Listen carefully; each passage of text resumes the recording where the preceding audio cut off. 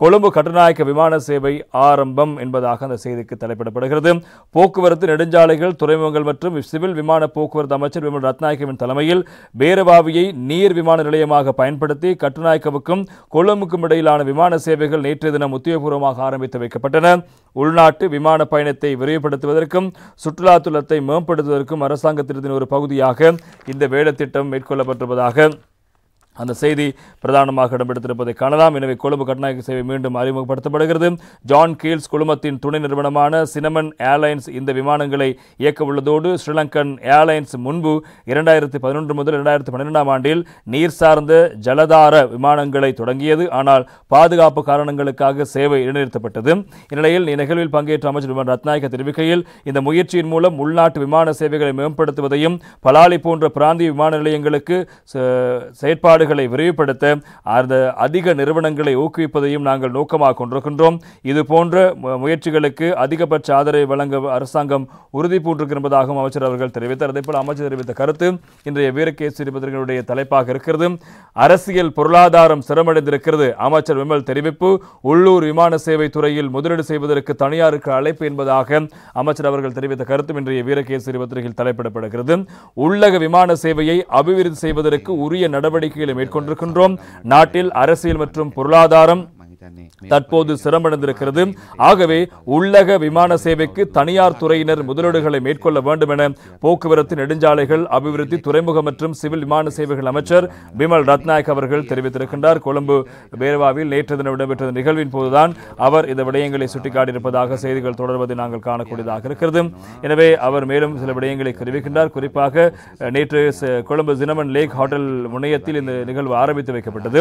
கட்டுநாயக்க விமான நிலையத்திலிருந்து நேற்று வருகை தந்த சிறிய ரக நீர் விமானத்தை அமைச்சர் விமல் ரத்நாயக்க, பாதுகாப்பு செயலாளர் சம்பத் துயக்கோந்தா, ஜான் ஸ்கீல் குழுமம் மற்றும் சினமன் ஹோட்டல் சமூகத்தின் தலைவர் கிருஷான் பாலேந்திர ஆகியோர் வரவேற்றார்கள்.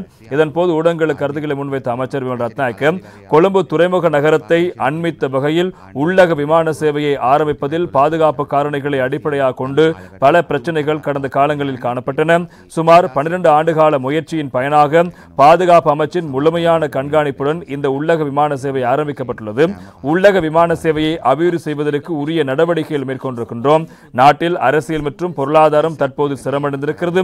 ஆகவே உள்ளக விமான சேவைக்கு தனியார் முதலீடுகளை மேற்கொள்ள வேண்டும் என்று கேட்டுக்கொள்கிறேன் என்பதாக அமைச்சர் அவர்கள் தெரிவித்தார். இதன்போது கருத்து வெளியிட்ட ஜான் ஸ்கீல் குழுமம் மற்றும் சினமன் ஹோட்டல் குழுமத்தின் தலைவர் கிருஷான் பாலேந்திர அவர்கள் மேலும் சில விடயங்களை சுட்டிக்காட்டியிருந்தார். கொழும்பு பேரவாவியை அண்மித்து உள்ளக விமான சேவையை ஆரம்பித்துள்ளமை சிறந்ததாகும். இந்த சேவை ஊடாக அனைவரும் பயனடைவார்கள். குறிப்பாக வெளிநாட்டு சுற்றுலா பயணிகளுக்கு இந்த சேவை மிகவும் இலகுவானதாக அமையும் என்பதாகவும் சினமன் ஏர் விமானம் பிரதானமாக கொழும்புக்கு வெளியில் கட்டுநாயக்க விமான நிலையத்திலிருந்து பயணத்தை மேற்கொள்கிறது. இருப்பினும் தற்போது கொழும்பு பேரவாவியை அண்மித்து விமான சேவை ஆரம்பித்துள்ளமை சிறந்ததாகும். இந்த சேவை ஊடாக அனைவரும் பயனடைவார்கள். குறிப்பாக வெளிநாட்டு சுற்றுலா பயணிகளுக்கு இந்த சேவை மிகவும் இலகுவானதாக அமையும் என்பதாக தெரிவித்திருக்கின்றார். கொழும்பு நகரில் பிரதான சுற்றுலா ஹோட்டல்கள் அமைய பெற்றுள்ளது.